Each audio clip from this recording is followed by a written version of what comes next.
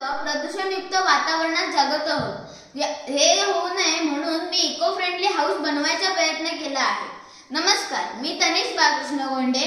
मी अनंत Krishna Kelkar high school या वाडा या शाळेत इयत्ता 6वीत शिकतो। हे घर बनवण्यासाठी मी होलो ब्रिक्सचा वापर केला आहे। यामुळे घरात हवा खेळती राहते।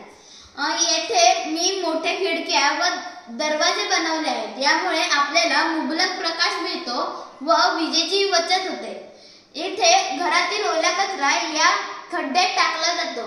त्यामुळे काही दिवसांनी त्याचे कंपोस्ट खत तयार होते व ते खत आम्ही या घराच्या बाजूच्या सर्व झाडांना टाकतो।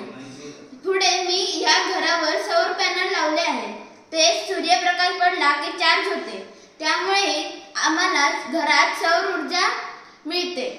घरात विजेची बचत होण्यासाठी मी LED लाईट लावले आहे।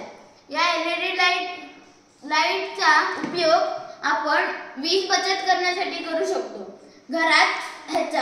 घरात आपण रेन वॉटर हार्वेस्टिंगचा उपयोग केला आहे। यामुळे पावसाचे पाणी फिल्टर होऊन आपण ते पाणी टॉयलेट, बाथरूम व किचनसाठी वापरतो।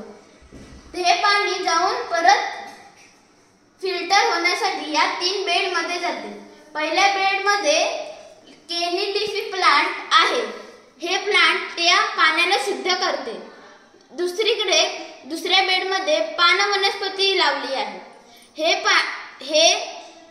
ही वनस्पती त्या पाण्याला अजून शुद्ध करून तिसऱ्या बेडमध्ये पाठवते। तिसऱ्या बेडमध्ये अम्ब्रेला पाल्म लावले आहे।